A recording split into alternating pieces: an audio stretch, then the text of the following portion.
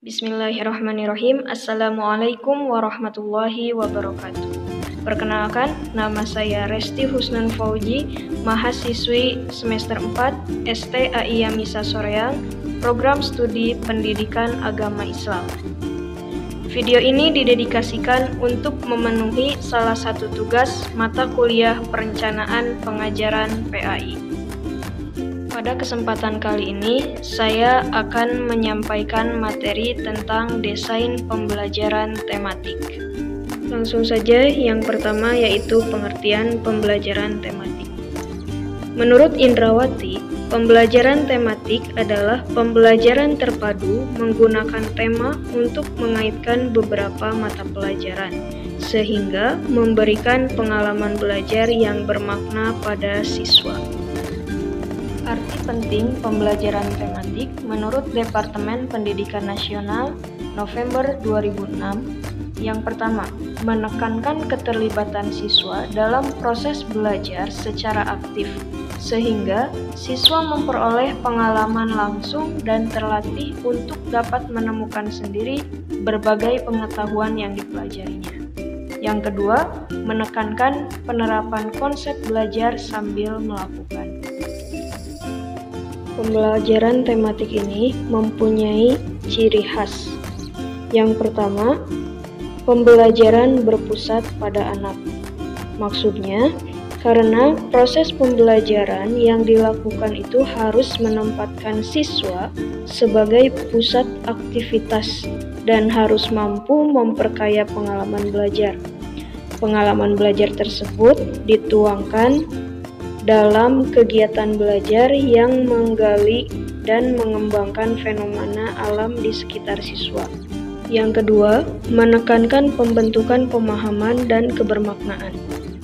Maksudnya, anak akan lebih cepat paham terhadap apa yang disampaikan dan menemukan makna yang terkandung dalam suatu materi yang diberikan.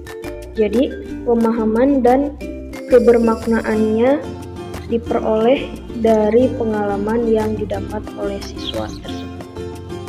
Yang ketiga, belajar melalui pengalaman langsung. Karena pengalaman langsung sangat efektif dijadikan sebagai media pembelajaran dalam melakukan belajar tersebut. Dengan adanya pengalaman langsung ini dapat memudahkan siswa dalam memahami sesuatu yang belum jelas. Yang selanjutnya, lebih memperhatikan proses daripada hasil semata. Karena dalam proses pembelajaran tematik ini, guru dapat melihat bakat siswa dalam mengikuti pembelajaran sebelum melihat hasil yang telah dikerjakan atau yang didapatkan oleh siswa. Dan hasil pembelajaran dapat berkembang sesuai dengan minat dan kebutuhan siswa. Kemudian, ciri khas yang terakhir yaitu syarat dengan muatan keterkaitan. Ini bisa dikatakan juga sangat fleksibel, karena pembelajaran tematik ini tidak terjadwal secara ketat antar mata pelajaran. Jadi, dapat memasukkan beberapa mata pelajaran, kemudian dijadikan sebuah tema, namun tetap berkaitan. Kemudian, selain ciri khas pembelajaran tematik yang sebelumnya, ada juga ciri pembelajaran tematik dari sumber lain. Yang pertama, pengalaman dan kegiatan belajar sangat relevan dengan tingkat perkembangan dan kebutuhan anak usia dini. Jadi, pembelajaran tematik ini dilaksanakan atau diberikan kepada anak-anak usia dini. Yang kedua, kegiatan yang dipilih dalam pembelajaran tematik bertolak dari minat dan kebutuhan siswa. Yang ketiga, kegiatan belajar lebih bermakna dan berkesan bagi siswa, sehingga hasil belajar bertahan lebih lama. Yang selanjutnya, membantu mengembangkan keterampilan berpikir siswa. Kemudian, menyajikan kegiatan belajar yang bersifat pragmatis. Dan yang terakhir, mengembangkan keterampilan sosial siswa. Yang selanjutnya, ada tujuan dan manfaat pembelajaran tematik. Tujuan di sini terbagi menjadi dua. Yang pertama, tujuan pemberian tema, dan yang kedua, tujuan pembelajaran tematik. Yang pertama yaitu tujuan pemberian tema. Di sini ada 10 tujuan pemberian tema. Yang pertama, menyatukan isi kurikulum dalam satu kesatuan yang utuh. Yang kedua, memperkaya pembendaharaan kata anak. Yang ketiga, pemilihan tema dalam pembelajaran hendaknya dikembangkan dari hal-hal yang paling dekat dengan anak, sederhana, serta menarik minat anak. Yang keempat, mampu mengenal berbagai konsep secara mudah dan jelas. Yang kelima, memudahkan anak untuk memusatkan perhatian pada suatu tema. Yang keenam, anak dapat mempelajari pengetahuan dan mengembangkan berbagai bidang pengembangan. Yang ketujuh, pemahaman terhadap materi lebih mendalam dan berkesan. Yang kedelapan, belajar terasa bermanfaat dan bermakna. Yang sembilan, anak lebih bergairah belajar karena dapat berkomunikasi dalam situasi nyata.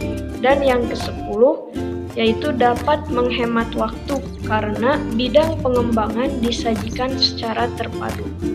Yang selanjutnya, tujuan pembelajaran tematik.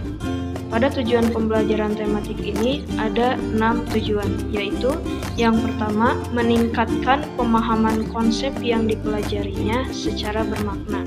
Yang kedua, mengembangkan keterampilan, menemukan, mengolah, dan memanfaatkan informasi. Yang ketiga, menumbuh kembangkan sikap positif, kebiasaan baik, dan nilai-nilai luhur yang diperlukan dalam kehidupan. Yang keempat, menumbuh kembangkan keterampilan sosial. Yang kelima, meningkatkan gairah dalam belajar. Yang keenam, memilih kegiatan yang sesuai dengan minat dan kebutuhan. Yang selanjutnya, manfaat pembelajaran tematik. Ada 6 manfaat yang didapatkan dari pembelajaran tematik ini. Yang pertama, banyak topik-topik yang tertuang. Yang kedua, pada pembelajaran terpadu memungkinkan siswa memanfaatkan keterampilannya yang dikembangkan dari mempelajari keterkaitan mata pelajaran. Yang ketiga, pembelajaran terpadu melatih siswa untuk semakin banyak membuat hubungan intern dan antar mata pelajaran. Yang keempat, pembelajaran terpadu membantu siswa dapat memecahkan masalah dan berpikir kritis. Yang kelima, daya ingat terhadap materi yang dipelajari siswa dapat diingatkan dengan jalan memberikan topik-topik dalam berbagai ragam situasi dan ragam kondisi. Dan yang terakhir, yang keenam, yaitu dalam pembelajaran terpadu, transfer pembelajaran dapat terjadi apabila situasi pembelajaran dekat dengan situasi kehidupan nyata. Yang selanjutnya yaitu desain pelaksanaan pembelajaran tematik. Dalam membuat atau mendesain pembelajaran tematik ini diperlukan 2 langkah. Yang pertama yaitu pemetaan jaringan tema dan yang kedua pengembangan silabus. Yang pertama yaitu pemetaan jaringan tema. Tema merupakan alat atau wadah untuk mengenalkan berbagai konsep kepada peserta didik secara utuh. Nah, dalam menentukan tema juga kita harus memperhatikan prinsip-prinsip. Ada 4 prinsip dalam menentukan suatu tema. Yang pertama yaitu kedekatan. Artinya, tema hendaknya dipilih melalui dari tema yang terdekat dengan kehidupan anak, kemudian ke tema yang semakin jauh dengan kehidupan anak. Yang kedua yaitu kesederhanaan. Artinya, tema hendaknya dipilih mulai dari tema-tema yang sederhana ke tema yang lebih rumit bagi anak. Yang ketiga yaitu kemenarikan. Artinya, tema hendaknya dipilih mulai dari tema-tema yang menarik minat anak. Dan yang keempat yaitu kesesuaian. Artinya, tema disesuaikan dengan situasi dan kondisi yang ada di lingkungan sekitar. ada beberapa hal yang harus diperhatikan dalam menentukan tema, yaitu pertama, mengidentifikasi tema yang sesuai dengan hasil belajar dan indikator dalam kurikulum. Yang kedua, menata dan mengurutkan tema berdasarkan prinsip-prinsip pemilihan tema. Yang ketiga, menjabarkan tema ke dalam sub-sub tema agar cakupan tema lebih terurai. Yang keempat, memilih subtema yang sesuai. Langkah yang kedua yaitu pengembangan silabus. Silabus merupakan seperangkat rencana dan pengaturan kegiatan pembelajaran, pengelolaan kelas, dan penilaian hasil belajar. Terdapat juga beberapa komponen utama dalam setiap silabus, yaitu standar perkembangan atau kompetensi, yaitu pengembangan potensi anak yang diwujudkan dalam bentuk pengetahuan, keterampilan, dan sikap yang harus dimiliki oleh anak didik sesuai dengan tahapan usianya. Yang selanjutnya, perkembangan kompetensi dasar, yaitu pernyataan yang diharapkan dapat diketahui, disikapi, dan dilakukan oleh anak didik, yang merupakan cerminan pengetahuan, keterampilan, dan sikap anak yang dicapai dari suatu tahapan pengalaman belajar dalam seluruh aspek perkembangan.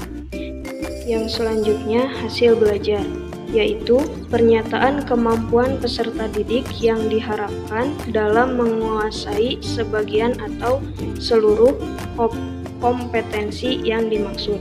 Dan yang terakhir yaitu indikator, yaitu perkembangan dasar yang lebih spesifik dan operasional yang dapat dijadikan ukuran untuk menilai ketercapaian hasil belajar.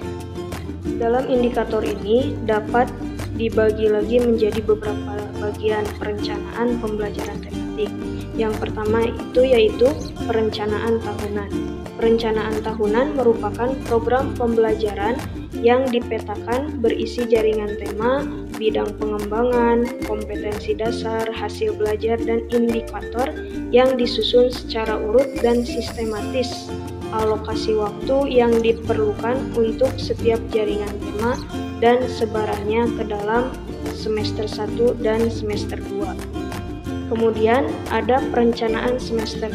Perencanaan semester merupakan penjabaran dari perencanaan tahunan yang berisi kegiatan-kegiatan dalam rangka mencapai indikator yang telah direncanakan dalam satu semester sesuai dengan keluasan pembahasan tema dan subtemanya.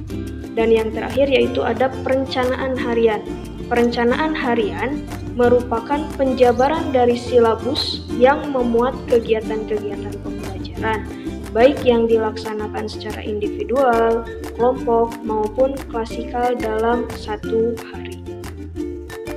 Yang selanjutnya ada kelebihan dan kekurangan pembelajaran tematik. Yang pertama yaitu kelebihan pembelajaran tematik. Pembelajaran tematik ini mempunyai kelebihan, yaitu yang pertama, menyenangkan karena berangkat dari minat dan kebutuhan peserta didik. Yang kedua, memberikan pengalaman dan kegiatan belajar mengajar yang relevan dengan tingkat perkembangan dan kebutuhan peserta didik. Yang ketiga, hasil belajar dapat bertahan lama karena lebih berkesan dan bermakna. Yang keempat, mengembangkan keterampilan berpikir peserta didik sesuai dengan persoalan yang dihadapi. Yang kelima, menumbuhkan keterampilan sosial melalui kerjasama. Yang selanjutnya, memiliki sikap toleransi, komunikasi, dan tanggap terhadap gagasan orang lain. Dan yang terakhir, menyajikan kegiatan yang bersifat nyata sesuai dengan persoalan yang dihadapi dalam lingkungan peserta didik. Yang selanjutnya yaitu kekurangan atau kelemahan pembelajaran tematik. Kelemahan pembelajaran tematik ini bisa terjadi apabila dilakukan oleh guru tunggal. Misalnya, seorang guru kelas kurang menguasai secara mendalam penjabaran tema sehingga dalam pembelajaran tematik akan merasa sulit untuk mengaitkan tema dengan materi pokok setiap mata pelajaran.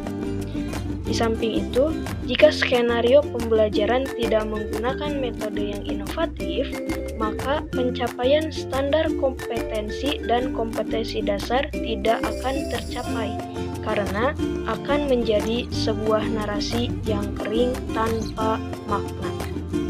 Cukup sekian materi yang dapat saya sampaikan, kurang lebihnya mohon dimaafkan. Terima kasih atas perhatiannya, semoga bermanfaat. Wassalamualaikum warahmatullahi wabarakatuh.